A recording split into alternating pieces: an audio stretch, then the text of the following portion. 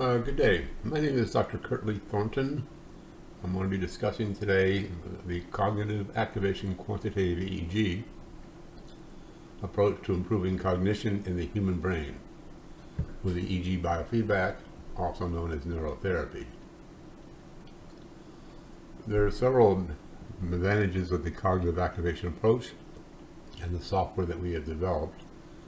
One is the availability of the QEEG norms during cognitive activation tasks, including auditory and visual attention, memory for listening and reading tasks, working memory, and problem solving. We also have the knowledge of the negative and positive empirical relations between the cognitive performance and the QEEG variables. So in essence, we know how the brain works in terms of the QEEG variables. Two other advantages. One, we have the availability of cognitive norms for the high gamma frequency, which is critical in head injury situations and understanding how adult memory works. The coherence and phase gamma frequency, combined with the relative power of frontal gamma, predicts a head injury with about 99% accuracy. There is no other database in the world which has been shown to be obtained this level of accuracy in the discrimination and cross-validated with a false identification approach. However, the approach still further requires submission for FDA for approval for brain injury. We need to understand the normal bell curve. Any psychological trait, IQ, height, weight, etc. can all be expressed in terms of standard deviations, which are represented here in this normal bell curve. One standard deviation may not sound like a lot, however, it's equal to about 30 pounds. These shows you the effects the intervention has had on auditory and reading memory,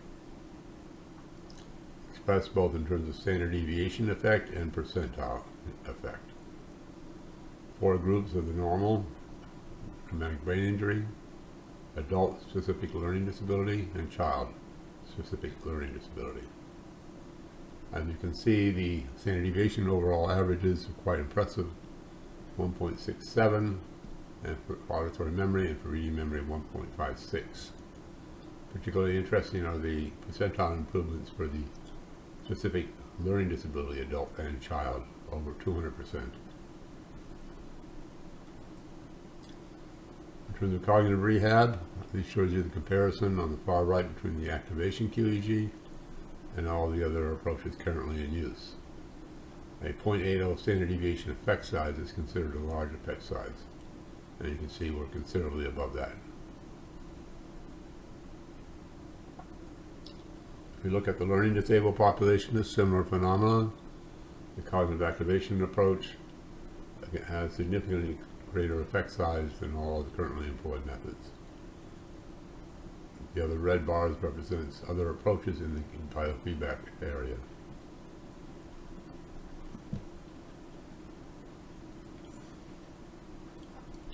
Are the subjects better than normal after the intervention? This shows you all 4 groups are substantially better than their appropriate reference group. So for the child SLD, we're comparing them to the normal children. The other 3 groups are all compared to normal adults. That's for auditory memory. For reading memory, a similar effect. The normals do better, about 80% better than the normative reference group at that point, but all the groups are better than their appropriate reference group. So what is the Activation Database Guided QEEG approach? It's a method to determine an individual's weakness and strengths in electrophysiological functioning for specific cognitive abilities. It employs the only database in the world which examines the QEEG under cognitive activation conditions and extends the frequency range to 64 Hz. Here's a normal EEG. Just give you a sense of what it looks like. We can take this normal EEG and look at the different frequencies. There are 5 that we deal with. Delta, 0 to 4 Hz, or sine waves. Theta, 4 to 8. Alpha, 8 to 13. Beta, 1, or beta, 13 to 30. Gamma waves, anything above 30 roughly. Interesting to note, high levels in delta and theta are generally associated with cognitive problems. The communication variables involve coherence and phase.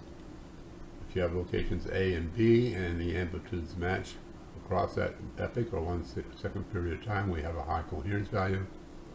If there is a short delay between the signal at B to the location at C, then we have a high phase value. These communication variables are involved in effective cognition in adults and children, and particularly the learning disabled child shows deficits in phase, theta, and alpha. We collect the subject's data on 7 tasks. 2 involving attention, 2 involving memory, and then working memory and problem solving. The conceptual approach is something called the Coordinated Allocation of Resource Model, or CAR, which states that the brain uses specific resources for specific abilities, albeit overlapping in some situations. We define our resources as flashlights, a metaphor indicating that a location can send out a beam to all other locations within a specific frequency, and processing units, frontal locations, posterior, etc.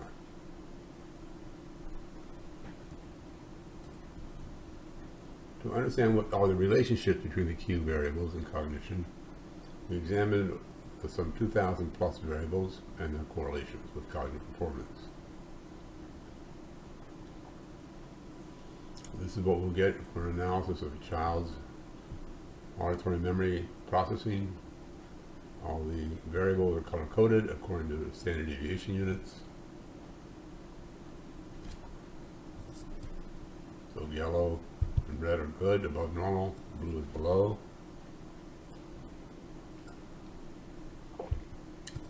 And these are expressing the processing units and the flashlight effects.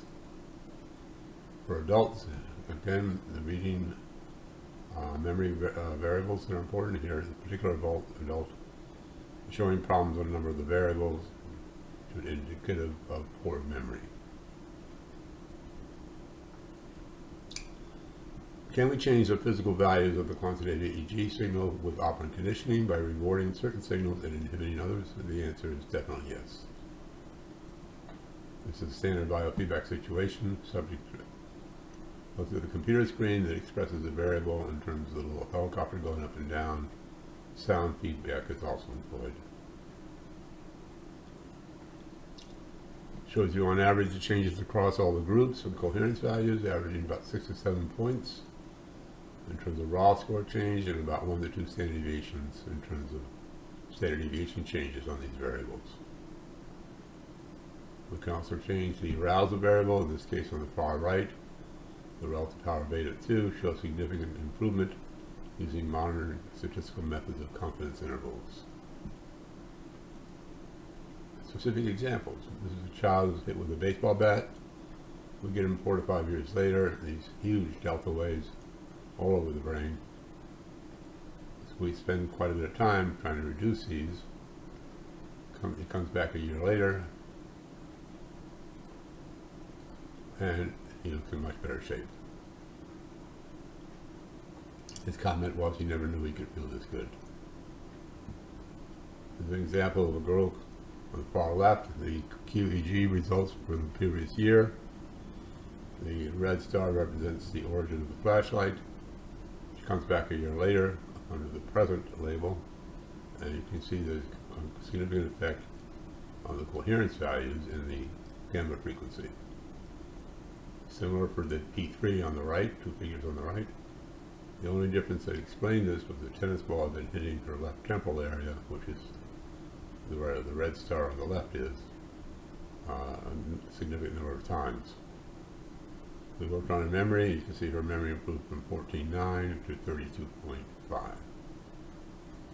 This is another example of somebody who was hit by a lacrosse ball about 2 years ago. He was hit between where the red stars are, and you can see all the negative effects on the phase values from those 2 locations. All blue, all below average. This approach can need to be utilized in school systems, the prison populations, rehab clinics for brain injury, elderly population with their memory problems, and normal individuals who just want to function better. In terms of the prison population, there's 4 major clinical entities within the prison system: ADD, drug addiction, head injury, and learning disability and reading problems. Each of these conditions have EEG biofeedback research which documents their effectiveness with their respective problems. With ADD, 21 to 45% of the prisoners have ADHD.